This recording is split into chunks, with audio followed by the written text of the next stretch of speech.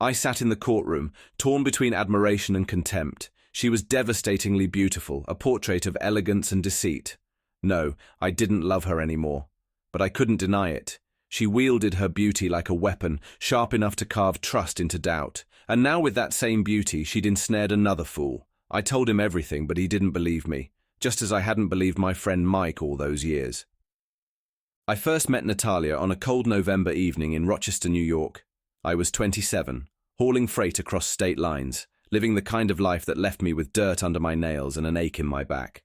She was 23, a recent immigrant from Eastern Europe, working as a waitress in a small diner off Route 104. She had this exotic air about her, an elegance that made her stand out in that dimly lit diner like a diamond dropped in the mud. We hit it off quickly. Her English was good, but the slight accent only made her voice more melodic. Within 6 months we were married. It felt fast, but I was hooked. She had this energy that could light up a room, and she made me feel alive in ways I hadn't felt before. I worked hard, really hard. Being a trucker isn't glamorous, but it pays the bills, and I made sure Natalia never wanted for anything. We bought a big house on the outskirts of the city, with more rooms than we needed. She filled those rooms with furniture I couldn't pronounce and decorations that reminded her of home. Her closet was overflowing. Shoes, dresses, handbags. I never asked about the price tags. She called her mother back home every week, showing off her latest purchases, laughing and chattering in a language I didn't understand. It made her happy, and that's all I wanted. I loved her completely. To me, she could do no wrong, but my friends, they saw what I didn't, especially Mike. He never liked her, and the longer we were together, the more vocal he became about it. One day, he finally came right out and told me he'd seen her at nightclubs, dancing too close with other men, acting like she wasn't married at all. I was furious. I told him he was out of line, and we fought about it. After that, the others stopped trying to tell me outright.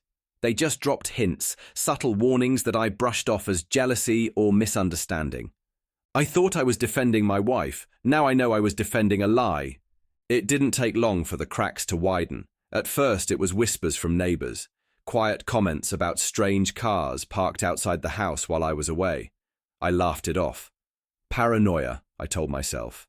Natalia was sociable, friendly, people liked her. But the whispers didn't stop. Eventually, I heard the truth. She had men over while I was gone.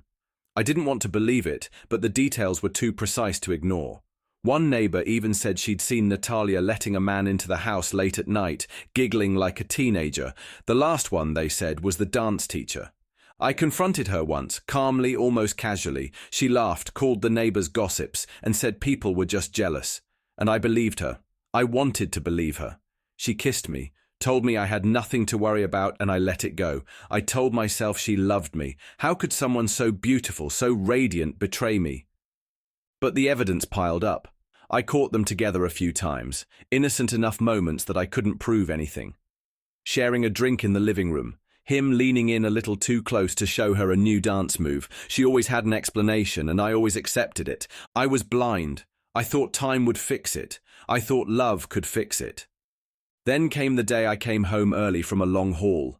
I still remember stepping into the house, the stale air, and the faint music coming from upstairs. At first, I thought nothing of it. Maybe she was practicing, maybe she had company, but something felt off. The door to our bedroom was half open, and that's when I saw them. There she was, tangled in the sheets with him, the dance teacher, her back arched, his hands on her skin like he owned her. For a moment, time froze. I couldn't breathe. My heart pounded so loud I thought it would burst. She saw me first. Her eyes went wide and she scrambled for the blanket, covering herself like it could erase what I'd just seen. He just sat there, staring, as if daring me to do something. I didn't. I couldn't. I turned and walked out. I drove straight to Mike's house. I didn't even knock. I just walked in, grabbed the bottle he offered, and drank until I couldn't think anymore. We sat in silence, and he didn't say, "I told you so." He didn't have to. For days, I stayed away. I couldn't face her, couldn't face what I'd seen. When I finally went back, Natalia greeted me like nothing had happened. She smiled, kissed my cheek, and said, "It was a mistake, don't worry about it." And for a moment, I almost believed her again, but this time I couldn't. I couldn't lie to myself anymore. The days following my discovery were like living in a fog. I went through the motions, wake up, work, eat, sleep, but nothing felt real. Every interaction, every routine reminded me of her betrayal. I couldn't escape the image of her with the dance teacher, the way she looked at him, the laughter that used to be meant for me. I started digging, desperate for answers, for closure. I called Mike first, asking for the truth he had held back. He told me everything. He had seen Natalia at a bar months ago, sitting on another man's lap.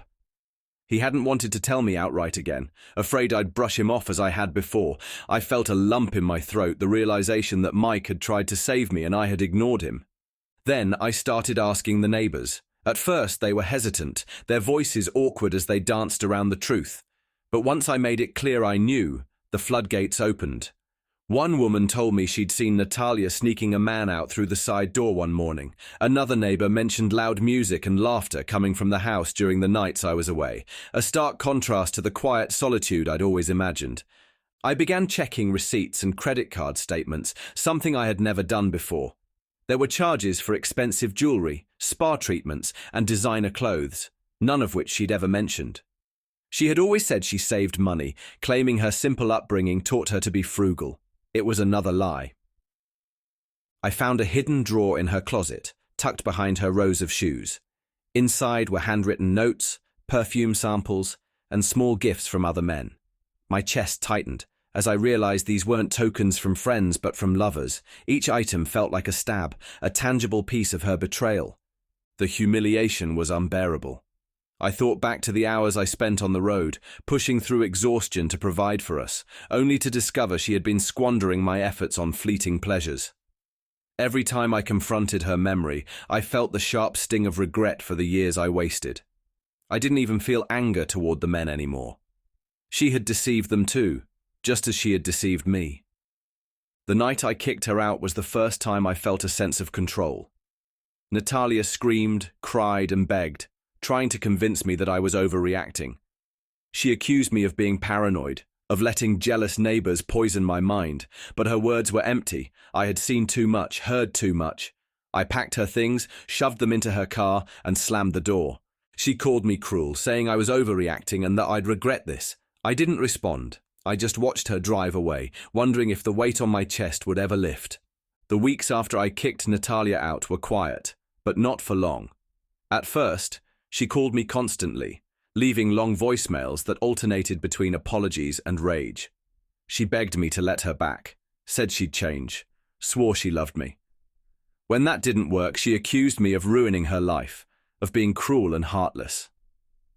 I ignored it all. But then the visits started. I worked long haul routes, sometimes gone for days, and she knew it. While I was out hauling freight, she'd sneak back to the house and take things, clothes, electronics, even furniture. At first I didn't notice. She was careful, taking things I didn't use often. But then one day I came home and the kitchen was missing half its dishes. A week later, the guest room was stripped bare. I changed the locks. It felt drastic, but I didn't trust her anymore. I should have done it sooner. And then came the garden gnomes. I'll never forget that day. I pulled into the driveway after a grueling trip and immediately noticed something was off. The lawn looked empty. I stepped out of the truck, rubbed my eyes and counted. The garden gnomes, every last one of them, were gone. I couldn't believe it. It was absurd. Out of everything she could have taken, she'd decided to steal the gnomes. Those stupid little statues weren't even expensive. My mum had given them to us as a housewarming gift, and Natalia always said they were tacky. But apparently she hated me enough to take them anyway. That was it, the final straw, and I was done playing games. I called a lawyer the next morning. I told him everything. How she had used me for a green card, how she had cheated on me, how she was still harassing me. She didn't have her citizenship yet, and I wanted to make sure she didn't get it through me. I wanted her out of my life completely. The lawyer was blunt. He said it wouldn't be easy, but with the evidence I had, her infidelity, the statements from neighbors, and the theft, it was possible to build a strong case. I was ready to fight. But Natalia wasn't ready to give up. Within weeks, she found someone new, a rich older guy who owned a string of car dealerships. He fell for her the same way I had, hard and fast. The first time I saw them together, she was draped over his arm, smiling like she didn't have a care in the world, and he looked at her like she was a dream come true. I felt sick. I couldn't let it go. I couldn't stand the thought of her doing to him what she did to me. So I tracked him down. I found his office address, drove to the next city, and waited until he was leaving work one evening. I told him everything. I laid it all out, the cheating, the lies, the garden gnomes. I even showed him pictures and receipts. I thought the evidence would be enough to wake him up, to make him see the truth before it was too late. But he didn't listen. He actually laughed. He called me bitter, said I was trying to sabotage her happiness because I couldn't move on. He told me to leave them alone, and then he walked away. I couldn't blame him. Not really. Natalia was like a witch. Beautiful, mysterious, and completely hypnotic. I remembered what it felt like to be under her spell. I hadn't listened to anyone either. I left that city knowing he'd find out the truth eventually, just like I had. Maybe he'd even come looking for me when it happened. But by then, I wouldn't care. I was finally done with her. I sat in the courtroom staring at her. Natalia looked flawless like she always did. Perfect makeup, sleek hair, and a tailored dress that probably cost more than my monthly mortgage. She played her part well, a picture of innocence, her voice steady as she swore to tell the truth with her hand on the Bible. But I knew better. I knew every word that left her lips was a lie.